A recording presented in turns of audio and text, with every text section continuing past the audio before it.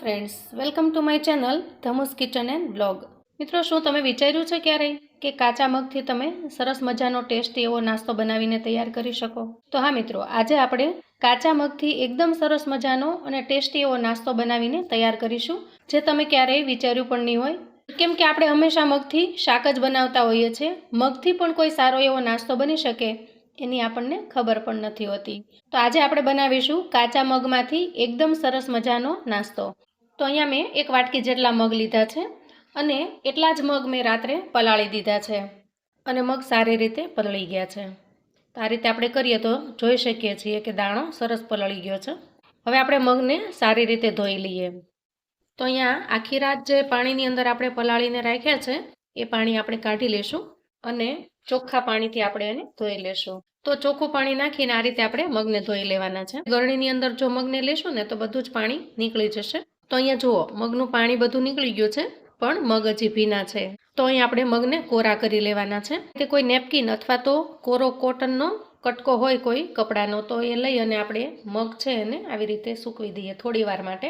અહીંયા મગને આપણે બહુ ઝાઝી વાર માટે રાખવાના નથી, માત્ર 2 થી 3 મિનિટ પૂરતું જ. તો ટૂંકમાં આપણે મગને અહીંયા પાણી છે એ બધું જ નીકળી જાય એ રીતે કોરા કરી લેવાના છે. તો અહીંયા નેપકિનની અંદર મગને કાઢી અને હું આ રીતે લૂછી લઉં છું, કેમ કે મારે વિડીયો બનાવવો છે તો વધારે સમય નહીં લાગે. અને તમારે પણ જો ઉતાવળ હોય ને તો આ રીતે તમે લૂછી શકો છો. તો આ રીતે લૂછશો તો બધા જ મગ છે એ આરામથી કોરા થઈ જશે. તો અહીં જુઓ, થોડી જ વારની અંદર આપણે આ નેપકિનની મદદથી જ બધા જ મગને કોરા કરી લીધા છે. તો હવે આની અંદર સહેજ પણ પાણીનો ભાગ નથી. તે આપણે હાથમાં લઈએ ને તો તરત ખ્યાલ આવી જશે.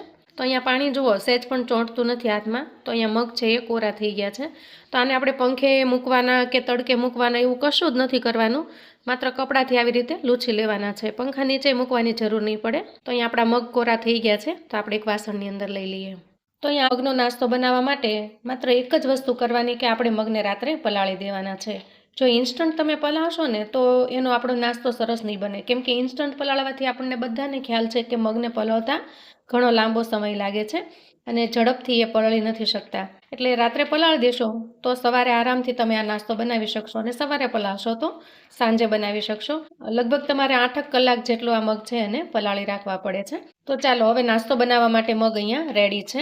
હવે અહીંયા ગેસ ઉપર મેં કડાઈ મૂકી દીધી છે અને આપણે જે મગ લીધા છે એ મગને આપણે નાખી દઈશું. આપણે અડધા મગ છે એને નાખીશું પહેલાં. 2 બેચની અંદર આપણે નાસ્તો બનાવીને તૈયાર કરીશું. અને ગેસની ફ્લેમને આપણે અહીંયા મીડિયમ રાખીશું. સાવ ધીમી પણ નહીં અને ખૂબ ફાસ્ટ પણ નહીં, એ રીતની ગેસની ફ્લેમને આપણે રાખીશું. અને આ રીતે આપણે મગને ધીરે ધીરે હલાવતા જવાનું છે. તો મિત્રો, જેવી રીતે આપણે નમકીન બનાવીએ છીએ મગની દાળ, ચણાની દાળ, એવી જ રીતે ખૂબ સરસ નમકીન બનીને તૈયાર થશે. અને તળેલા જે મગનો નાસ્તો આપણે બહાર મળે છે તો એમાં તેલનો ઉપયોગ થતો હોય છે, અને આના અંદર બિલકુલ તેલનો ઉપયોગ નથી થતો. તો આ રીતે ધીરે ધીરે આપણે ચલાવતું જવાનું છે. તો અહીંયા કોઈ પણ જાતનો ઈનો કે સોડા કે કશું જ નાખ્યા વગર તમે ખૂબ સરસ નાસ્તો બનાવીને તૈયાર કરી શકો છો. તો આ રીતે આપણે ધીરે ધીરે ચલાવતા જઈએ. તો અહીંયા જ્યાં સુધી મગ ભીના છે ને ત્યાં સુધી આપણે એમાં મીઠું પણ નહીં નાખીએ.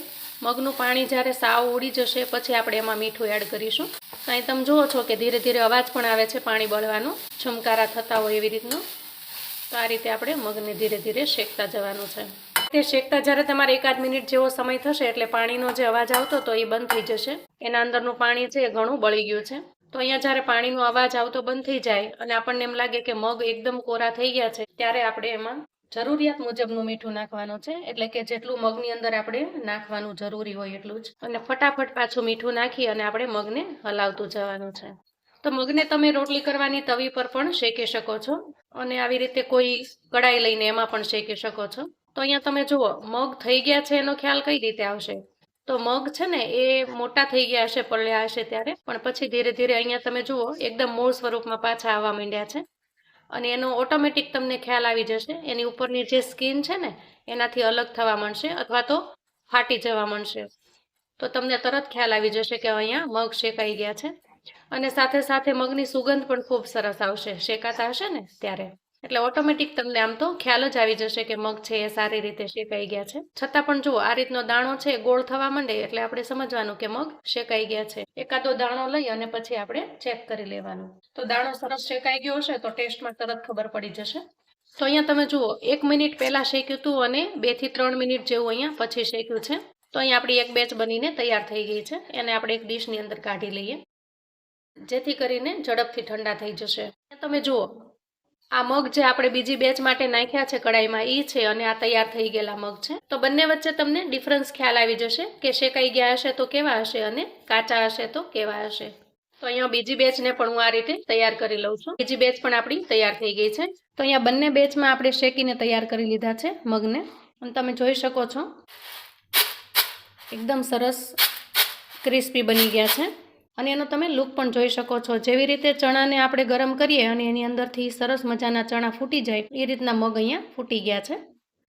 તમે જોઈ શકો છો મગનો એક એક દાણો છે એ સરસ ફૂટી ગયો છે. અહીંયા ટેસ્ટમાં એકદમ મસ્ત લાગે છે આ રીતનો નાસ્તો. તો અહીંયા બંનેને આપણે ભેગા કરી દઈએ. તૈયાર થઈ ગયો છે એકદમ સરસ મજાનો મગનો નાસ્તો, એકદમ કુરકુરો અને ક્રન્ચી. તો તમે આને સિમ્પલ આમનામ પણ એન્જોય કરી શકો છો, અને આના અંદર જો મસાલા કરવા હોય તો મસાલા પણ કરી શકો છો. જો મસાલા કરશો તો બાળકોને ખૂબ જ ગમશે. થોડો નાસ્તો છે એમાં આપણે મસાલો પણ કરી લઈએ. તો આ રીતે તૈયાર કરેલા મગ એક અઠવાડિયા સુધી સારા રહે છે, અને તમે એરટાઇટ કન્ટેનરમાં રાખશો તો ઘણા લાંબા સમય સુધી સારા રહે છે. તો મસાલો કરવા માટે અહીંયા થોડા મગ આપણે લઈ લઈએ આમાંથી. અત્યારે જે બનાવીએ છીએ એવા મસાલાવાળા કરીને તમે ગમે ત્યારે સાંજે સવારે જ્યારે તમને એમ લાગે કે ચટપટો નાસ્તો કરવો છે તો તમે ફટાફટ એન્જોય કરી શકો છો. તો અહીંયા આપણે ઉમેરીશું 5 ચમચી જેટલું મરચું, કેમ કે મગનું પ્રમાણ અહીંયા ઓછું છે એટલે મરચું મેં એ પ્રમાણે નાખ્યું છે. તમે ટેસ્ટમાં વધારે સ્પાઇસી ખાતા હો તો મરચું ઉમેરી શકો છો વધારે. અને 5 ચમચી જેટલો ચાટ મસાલો નાખીશું. અહીંયા તમે આમચૂર પાવડરનો પણ ઉપયોગ કરી શકો છો, અથવા તો લીંબુ પણ નીચવી શકો છો. તો આપણે અત્યારે અહીંયા મીઠું એડ નહીં કરીએ, કેમ કે જ્યારે મગને શેક્યા ત્યારે આપણે એમાં જરૂરિયાત મુજબનું મીઠું ઉમેરી દીધું છે. હવે મેં અહીંયા ઝીણી ચોપ કરેલી ડુંગળી, થોડી ઝીણી સમારેલી કોથમીર, થોડું ઝીણું સમારેલું ટમેટું અને એક નાના એવા મરચાંના ઝીણા ઝીણા કટકા લઈ લીધા છે. તો અહીંયા એડ કરીશું આપણે ડુંગળી. તમે જો ડુંગળી ન ખાતા હો તો સ્કીપ કરી શકો છો. અને પછી ટમેટું એડ કરીશું, લીલા મરચાંના કટકા એડ કરીશું અને ઝીણી સમારેલી કોથમીર. બધી જ વસ્તુને આપણે સારી રીતે મિક્સ કરી લઈએ. તો મિત્રો, બહાર બજારની અંદર નમકીન ઘણા મળે છે, અને ખાસ કરીને મગનું નમકીન પણ મળે છે, પણ એ તળેલું નમકીન હોય છે. અહીંયા આપણે શેકીને બનાવ્યું છે, અને એના જેવું જ એકદમ સરસ ક્રિસ્પી બનીને તૈયાર થાય છે. તો તમે જો ક્યારેય આવી રીતે મગનો નાસ્તો ન કર્યો હોય ને તો એક વખત ચોક્કસથી બનાવજો અને ટ્રાય કરજો, કેમ કે ઘરમાં બધાને આ નાસ્તો ખૂબ જ ભાવશે. એકદમ ચટપટો અને ખૂબ જ હેલ્ધી બનીને તૈયાર થાય છે.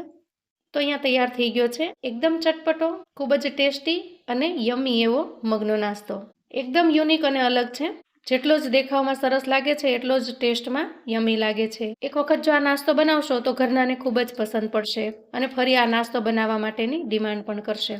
આ રીતે અવનવું જાણવા માટે ચેનલ પર જો તમે નવા છો તો ચેનલને સબસ્ક્રાઈબ કરો, વિડીયો ગમે તો લાઈક અને શેર કરો.